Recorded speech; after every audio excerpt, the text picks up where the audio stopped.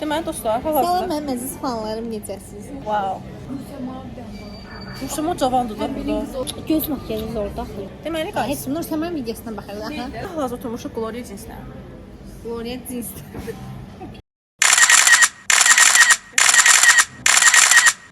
Çəki çəkdirdim. Necədir uşaqlar, deyirsiniz? Fərəhlə çantamda nə var?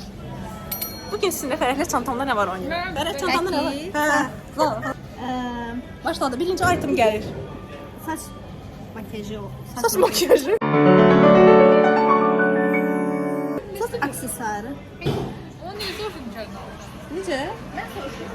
Deməli uşaqlar sor. Deməli sumkamı qoymuşum, çıxmışdım çaya. Itemlara başladıq. Birinci Fərəh hər zaman belə neymikası olur, yəni. Hava çox soyuqdur. Salam mənim fanatlarım. Yəni mənim yox o fanatlar səsidir. Ay, lütfən. Bu videoları izləyirsən, Fərəh görürsünüz, mənə görə yox. Mən heç bir əziyyət çəkmirəm zaten.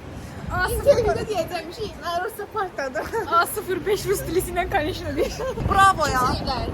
Kimsə evlənir. Neyse dostlar, hara gedirik? Bravo ya. Ne diyelim? Ben fanatlarım. YouTube videosu sən videondur. Sən getməlisən qabaqla. Gəl çatdıq.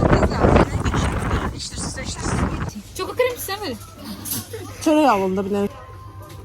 Bəs Siz ola fikirlərim. İstəyənlər baxın. Mən sizə baxın. Yaxşı baxın yazın. seçin bir şey, gedək, o zaman mən əsəbləşirəm. Zorda şeydim ama ne güzel satma. Bugün blogerliyi vermişik Fərəh xanıma. Ay bu. Yaxşı, Ben yine paka. donuram.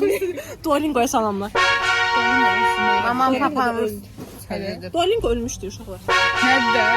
Mamam papam Rus dedi ya. Tanışlar bunlar, uşaqlar. Yəni kim? Ay bu papa Rus sünnet. Aa doğru mu? Mama, papa. Ay bu papa. Bəli, paka. Pakalinya neydi? Поколение. Generation. I have Russian. Şu an Novruz konçamız, Novruz süfrəmiz hazırdır. Bayram mübarək. Birinci açılıq nəyi? Ben de buna. Unboxing edirik. İçində 4 ədəddir. Ayın 19'a almış. Çünkü ayın 19'u. Uşaqlar, burada belə bir kinderimiz var. Sen yemezsin. Yolmuş canım, sən bir tövkə sən onu. Kinderlə başlayırıq. Ben de yok. İçində görək nələr var. Tökürük. Çin'in de Çin'in. Oha, kinder. Deməli, nə var? Bizim fanatlarımız. İyi bizim fanatlarımız. Hardayıq? Qatarda. Vaqondayıq. Böyle bir vaqondayıq. Gedirik xaricə.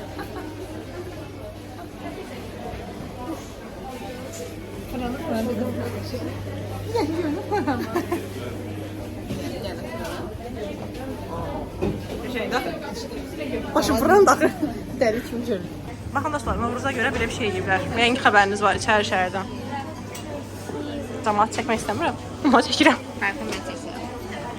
Göster gide küllerde çekiyorum. Gəl gülləri çəkin. Baxın belə bir vaqon eləyiblər. Əslində metro çəkiş icazə yoxdur, daima indi var. Bir dənə burada baxaq. Belə vaqonda başqa durumlar da var. Beləsi bu 001. Beləsi də var.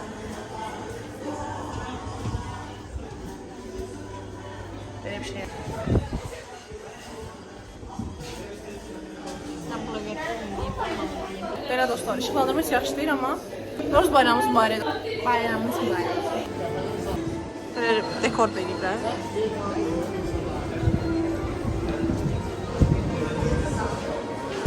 Gedir yemə uşaqlar. Bayramımız mübarək. Onu da demişik. Bugün əslində universitetdə dərsimiz yox idi.